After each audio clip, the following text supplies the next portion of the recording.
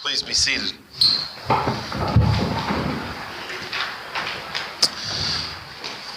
All. It's such a little word. 3 letters. And not some, not a portion, not a little bit, not most, but all. It encompasses everything, everyone, no exceptions, no limitations. All. We call it the Great Commandment, or the summary of the law. You shall love the Lord your God with all your heart, and with all your soul, and with all your mind, and to love your neighbor as yourself. Notice that the word used for this text is commandment. That is an imperative, not a choice. Thou shalt. Commandments are like marching orders, requirements. Around much of our country over the last few years, we have seen an effort to put the 10 Commandments in private places because court decisions have taken them out of the public sphere. We walk by them daily. We drive by them daily. Some of us take notice, sometimes not. But if we were to look at them, there that 3-letter word would be, again, all. Love all. Love God with all. Love one's neighbor with all. What would it mean if we really tried to do that? How can we manifest that little word into our real lives? What changes would we have to make? How would we live our lives differently? Frankly, at least for me, it is a test that I fail at miserably. I could be called, I'll let you all decide whether you could be called that, a lukewarm people. All means with every ounce of our being, our hearts, our minds, our souls. So bear with me a little as I try to break that down a little bit for you. Heart. Heart is the way that we love. Scripture says, where your treasure is, there your heart is also. So what are your treasures? When your mind is empty, when you're daydreaming, when you're sitting at a stoplight, standing at the sink before falling asleep, where does your mind go? That is a good indication of what your treasure is. It is that thing that fills up your mind and your heart with joy, satisfaction, even worry. That is your treasure. It is the thing that we refer to. It's the thing that makes us who we are. That is your being, the center of your being. Would love of God and the strangers called neighbors be on the top of your list? Where does your heart turn most of the time? Soul, psyche, spirit. The soul is difficult to define, but it can be seen as the deepest part of a human being, our core, the intangible, eternal essence of being human. The soul of a person cannot truly be known by another.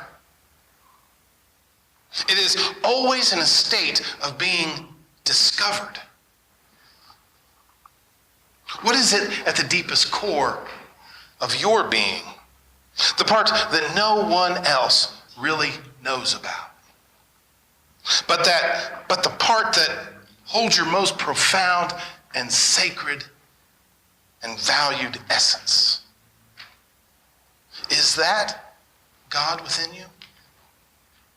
Does that very, very deep core essence of yourself. Love God beyond all things, totally, insatiably, constantly, fully. Mind. Mind is our rational, logical self, the key to understanding reason. It is the way we think things through, the science of our hearts, our external value system, the scale upon which we weigh life. St. Paul said it this way, putting on the mind of Christ.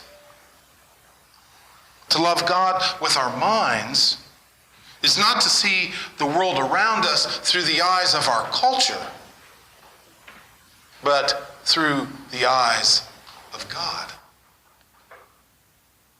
And oh, we can't forget that last one, the neighbor. To love our neighbor as ourselves. Who is your neighbor? Jesus asks us. Our neighbor is anyone who stands beside us on this small planet, our island home. Distance is no barrier to who our neighbor is. A neighbor is any human being with whom we share the essence of God, the image of God, which is all. A neighbor is not based on worth, on quality of life, on intelligence or beauty, on health or sickness, on religion or color or sexuality or geography. We are all neighbors to one another. So what might it mean to love your neighbor as yourself? Do we want to have all of our neighbors have enough food and shelter for basic human survival? Do we want everyone to have medical care? Do we want everyone to have an education? Do we want our children to flourish safely and develop into all who God has called us to be?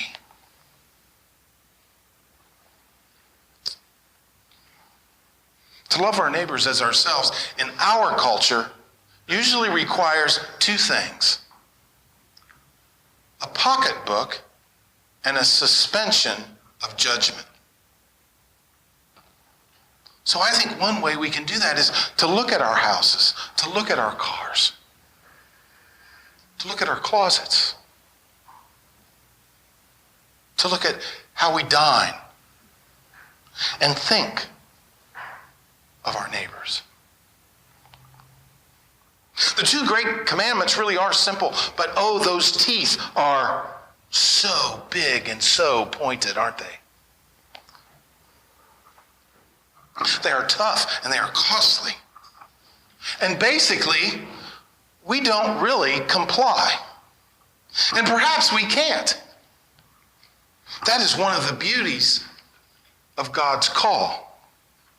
Because it always stretches us, pulls us from wherever we are to closer to where God is calling us to be.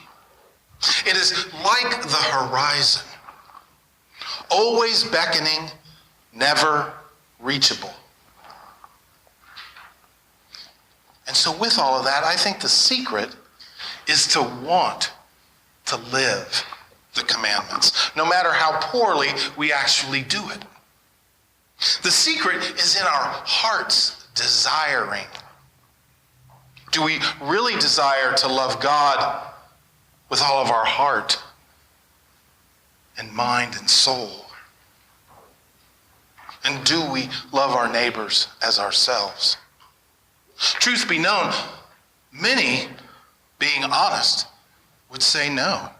We don't mind loving God and our neighbor, but we forget the little word, all.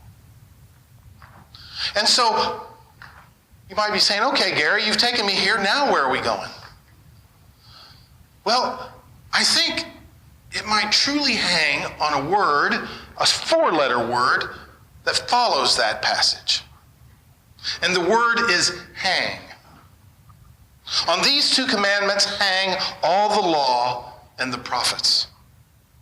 And this word usually gets overlooked in this text when we talk about it. Because hang can mean the way we put clothes away in a closet, or it can mean the way that we take that piece of artwork that we love and put it on the wall and hang it on the wall, or hang our favorite picture on the wall.